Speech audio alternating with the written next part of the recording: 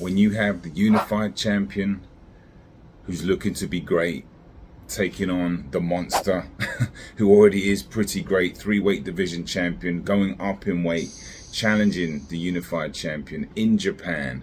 This is probably going to be one of the best fights of the year. What an incredible matchup. Let's talk about it. Boxing. Alright, welcome back to the channel. Thank you for watching. Shout out to all the subscribers. Big up to anybody new. Wow, boxing is just in an absolutely amazing place right now, and this is an absolutely incredible fight. And then obviously we got the Spence fight at the weekend, Spence Crawford, but right now Naoya Inoue, the 3-weight division monster, takes on Stephen Fulton Jr.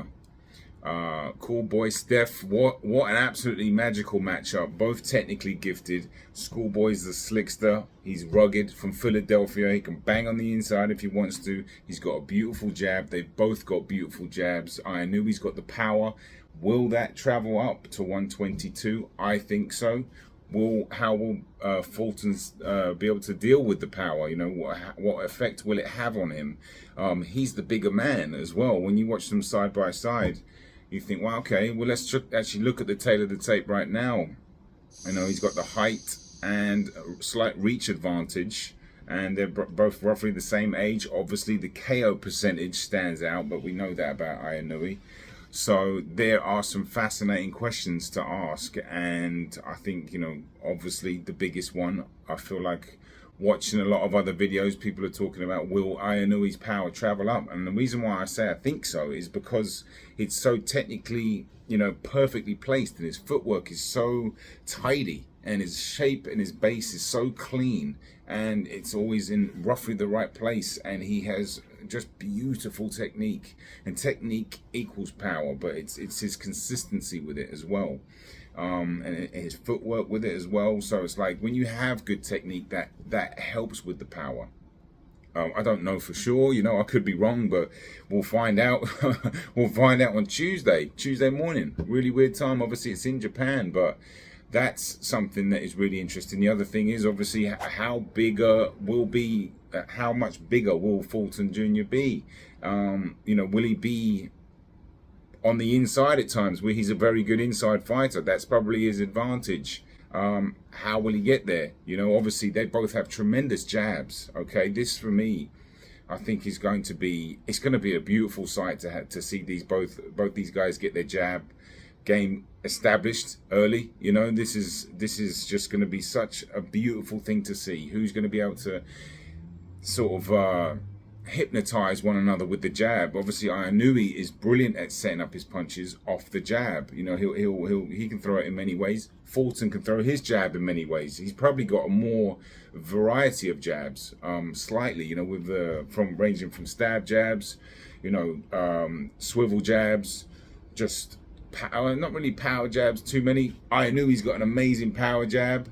But look, the jab game is gonna be really important, and the variety of them, especially for Fulton. I think he's got a tremendous feet as well. Fulton might have some of the best footwork in the game. He's very slick, and you know, moves beautifully. And you know, as I said, he's from Philadelphia, and he's not afraid to mix it up and get in there and get stuck in. And this is going to be a tremendous fight. I cannot express. This might be the fight of the year. We've had an absolutely amazing year this year. Boxing is flying. That's the train. Pardon me if you're new to the channel. I get this one train that comes down from the Bronx down to Manhattan, so it gets a bit noisy. But the jab game early, yeah. Who can snake charm the other? Obviously Inoue, like I said, he starts off pumping that jab, but he's trying to set his bigger punches up later, and he's got a really nice beautiful guard manipulation with the jab. He can throw a nice beautiful vertical jab, although that's more suited for a high guard where you can fit the fist up like that and come up. But cool boy, as we know, he's got that Philly shell style most of the time. It's fascinating. This fight is just a tremendous matchup. So that's early on. And then, like I said, what's going to happen if Fulton does feel that power? Is that going to make him fight a little bit more negatively? He's obviously in Japan. He is the champion. Let's not forget that. That old adage of, you know, you have to take the belts from the champion, whether you agree with that or not, you know, that does seem to play a part. And, you know, people are talking about, well, he might get robbed in Japan. Well, don't forget, I forget his first name, Hassam and Dam went over there, and I think they robbed Murata. You remember that fight? They gave the decision to Ndam. I know I think he avenged that loss, but there have been, you know, decisions that have not been as blatant like corruption before. So we'll see. All these fighters can do, all Cowboy can do is go out and give his best fight. And, you know, when people see the fight and it's clear cut, boxing fans know. Do you know what I mean? There'll always be an asterisk. So we know. We'll see. We can't really talk about that too much more. It is what it is at the end of the day.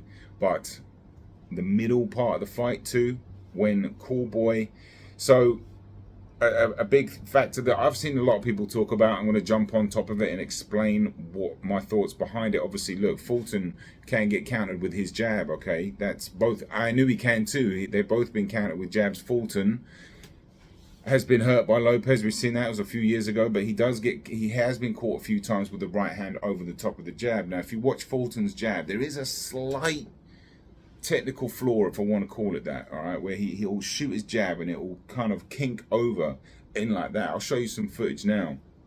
We're talking milliseconds here, right? And when you're talking about the biggest fights at the highest level, milliseconds matter a lot.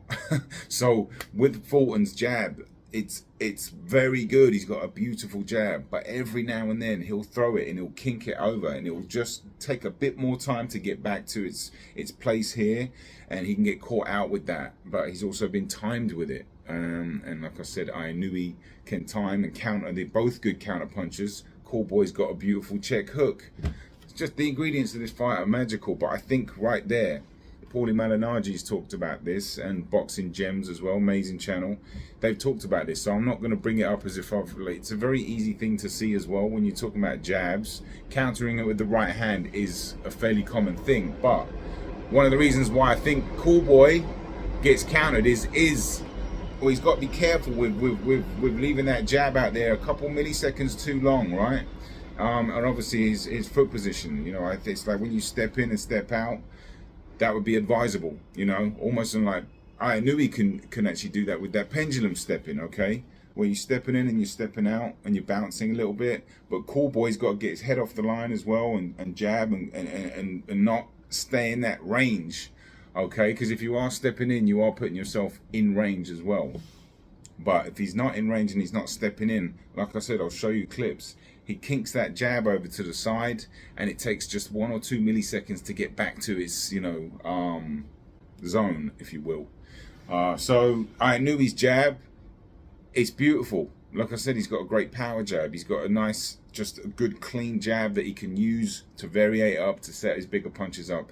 And let's not forget, Inoue, I can't remember his name, Naoya Inoue has got an unbelievable body liver shot, right? That's going to be harder to land against somebody as crafty as Fulton, but and not to mention, I saw a highlight reel of him sparring and stepping back and shooting a beautiful uppercut.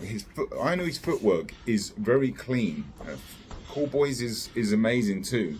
They both have very different footwork, but I knew he can get from A to B really quickly, have his feet set, and shoot those shots. And that's you know, one of the reasons why he's able to get so much power as well, because he gets his feet planted, sits down on it, and then uses the ground. The relationship your feet have with the ground is very important, especially with power punchers.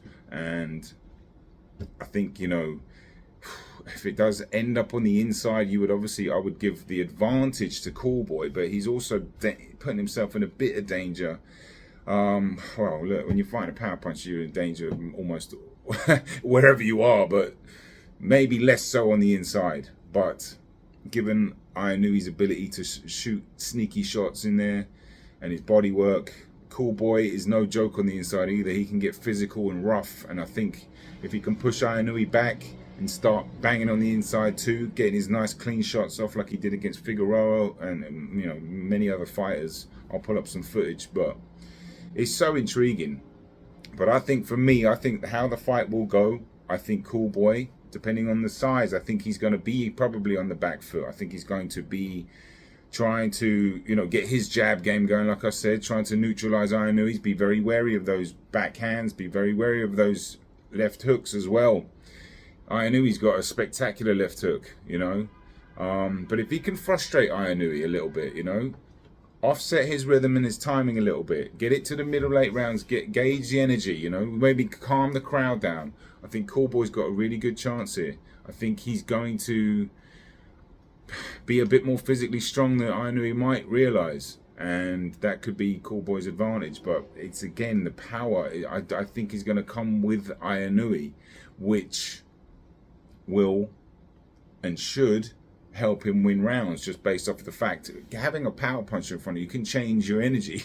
Like you might not be as adventurous, or you might not be as courageous is the wrong word, because Cool Boy is courageous, but you've got to be smart, and it might just temper, Inoue's power and crispness might just temper Cool Boy as well, making it win a few more rounds. And as the energy bars drop, Cool Boy's got to be careful if he doesn't get caught with anything in the mid to late rounds, because once that technique starts to drop, if you get a little bit tired, they're both going to be in great shape for sure, but at some point it's going to affect the technique. And I think that in the later rounds might help Inoue, because he's got more power, and power will come into play.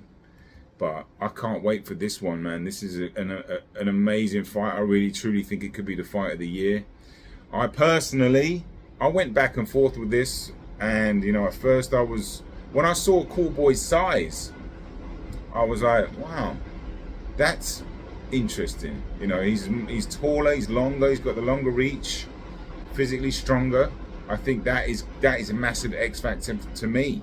But I personally think Inoue's going to do just about, and I think it's going to be razor thin close. I think the judges will do the right thing. I think I probably would pick Inoue on points ever so slightly. I think his power is going to help him win rounds. He might get Cool Boy on the floor, probably not, but he might hurt him or give him enough to keep him honest. Do you know what I mean?